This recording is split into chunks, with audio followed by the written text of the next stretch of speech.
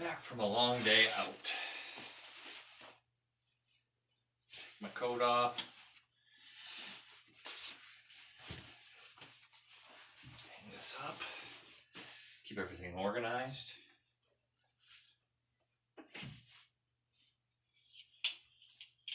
Put those away.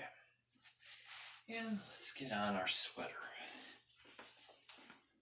We need to get into a nice place to do some thoughtful reading. Sobo, friends and family. Let's go, friends. We're going to read a book today about the Bill of Rights. I'm going to slip on my slippers.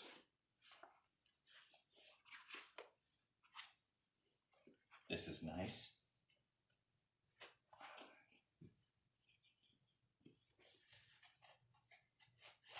How do you like these, guys? How do you like those? Nice van slippers with the plaid. You know, why don't we get a fire going? How about that? Oh, we must have turned the safety off. Better safe than sorry. That's what I always say. Okay, here's what we're going to take a look at today, friends and family. I Know My Rights. A Children's Guide to the Bill of Rights and Individual Liberty by Rory Margriff. Now, have a seat, guys. Crisscross applesauce. Johnny, I said crisscross applesauce. Okay. So let's take a look at this book here. All right. I Know My Rights, a Children's Guide to the Bill of Rights and Individual Liberty.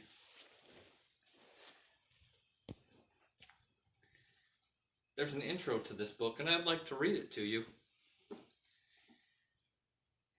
Dear parents and teachers, this is from the author. At 16 years old, I waived my Fourth Amendment rights when prompted by the authorities, answering questions and emptying my pockets. I did this believing that I needed to comply and that I was doing the right thing, even though I was not guilty. When telling this story, my mother, less than 30 minutes later, I was scolded for ignoring my right to ask for probable cause or a warrant based on evidence. While I had done nothing wrong, I could have implicated myself by answering incorrectly or forfeiting more information than necessary. Having told this story too many times over the years, I have found that reactions are often split, with some believing I did this in encouraging me to exercise I did the right thing, and others believing that my mother was correct in encouraging me to exercise my Fourth Amendment rights. What is concerning to most, I have found, is that at 16 years old, and you guys at 12 or 13 years old, or maybe your brothers and sisters 10 years old, or older brothers and sisters at 16 years old, I did not know the Fourth Amendment. It is with this experience in mind that I present this book.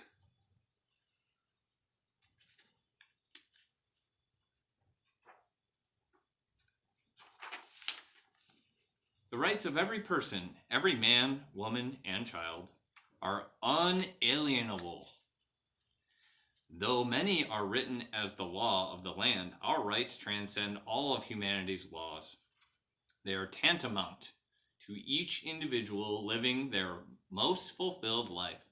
The rights that we possess are not uniquely American, but rather natural rights that are possessed by all people. What is uniquely American is the explicit nature with which these rights must be acknowledged at all levels of government. As such, it is the responsibility of all Americans to exercise their rights daily, which means that the Bill of Rights must be a recurring study and part of the regular discussion. Learning our rights at a young age is an important step in growing to be a conscious citizen, one that will not only defend their own liberties, but those of their neighbors, friends, community, and strangers around the world.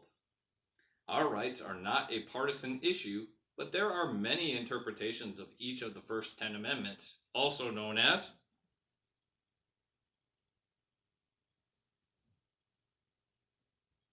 the Bill of Rights. Very good. Which means that the debates must continue to take place, and the laws that are meant to be a reflection of our rights will be challenged and will change throughout the course of each generation. This book presents the original text of the first 10 amendments of our Constitution, the Bill of Rights, followed by an explanation of how each amendment applies to our life. The first 10 amendments are far more nuanced than is often acknowledged. I implore you, I challenge you, to trust your children to read and understand the text.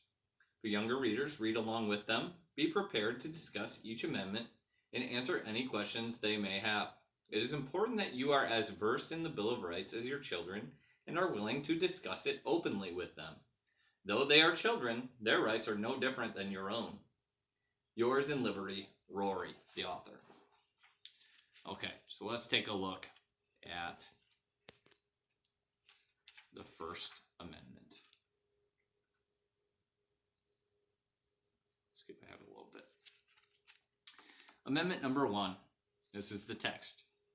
Congress shall make no law respecting an establishment of religion, or prohibiting the free exercise thereof, or abridging the freedom of speech, or of the press, or of the right of people, peaceably to assemble and petition the government for a redress of grievances. Let me show you guys the picture.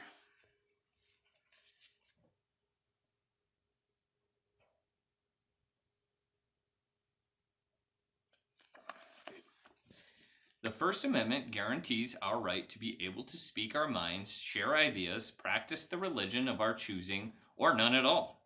It also guarantees that the government will not favor one religion over others. We have the right to report the news to our communities and the right to protest or come together to discuss ideas. We can even demand change or criticize the government so long as we do so peacefully. With the First Amendment, we are guaranteed the right to share any idea you want. But that does not mean that people have to listen to you or like what you say. It's important to be respectful of the person you're talking to or about. Remember, part of being able to share all of the ideas we have with the world means that you might say something that somebody doesn't like, or someone might say something that you don't like. Imagine all of these ideas being in a big marketplace. A marketplace of ideas. You can choose what ideas you like and don't like, and you can share your own along the way. You can't force anyone to accept your own ideas and beliefs, and they can't force you either.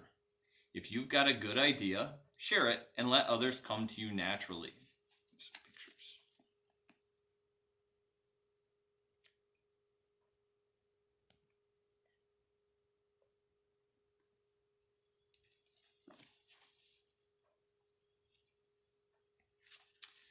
Second Amendment. A well-regulated militia, being necessary to security of a free state. The right of the people to keep and bear arms shall not be infringed. The Second Amendment was written to ensure that every citizen can arm themselves. Because our country was formed from revolution, the Founding Fathers believed that if everyone owned a firearm, we could protect ourselves from future tyranny. The United States also has a standing military. Even in times of peace, some of our founders were worried this meant that we could face future oppression through the use of military force. So we must be able to protect our liberty. We also have the right to protect ourselves, our family, and our property. Firearms are one of the many ways that we can do this. They can also be used for hunting and for sport. So, Second Amendment looks at the right to bear arms. What were the founders thinking about in this time? Were they thinking about protecting themselves from who? Protecting their family from who? I think the founders were looking at, would the government get too powerful? Would the military get too powerful? That's a lot of what they talk about in the Second Amendment, being able to form a well-regulated militia. And that means that you, your parents, that, every person has the right to bear arms, guns, weapons, and shall not be infringed. Now, does that mean that you can bring them to school? No, absolutely not. There are rules of where you can and cannot have a gun, but there are ways for you to own a firearm as property. Now, where you bring them, that's questionable. Having it, owning it, that's different than bringing it to school, obviously. Okay. Just like the First Amendment, the Second Amendment takes a lot of responsibility. Firearms require a lot of training and experience to own and operate safely, just like driving a car. They should always be treated with respect and proper supervision and care. Many folks don't like firearms or just don't want to own one, and that's perfectly fine. Just because you have the right to own something doesn't mean that you have the obligation. It's all about personal choice, living your life in your own way. If owning a firearm isn't a part of your life, that's absolutely okay. Many people are still debating whether anyone should own a firearm at all, and it's been a long debate and will probably go on for years. That's why the First Amendment is so important. Everyone has an opinion and has the right to share it and discuss it with others. We just have to remember to be mindful of other people's beliefs. We don't have to agree with each other, but we should always respect each other. I think a big question with the Second Amendment is, what types of weapons should people be able to own as well? I think that's something that's often in discussion. That's something you can discuss with your parents. Amendment number 3. No soldier shall in time of peace be quartered. What does that mean? Quartered.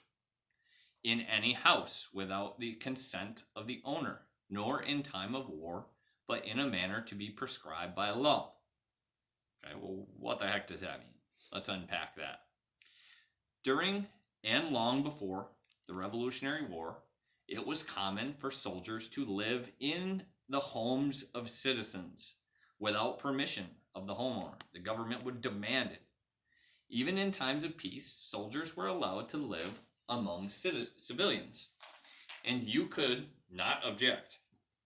The Third Amendment isn't talked about a lot today, but it does help to establish the boundaries of our relationships with the government. This includes our politicians, law enforcement, and the military.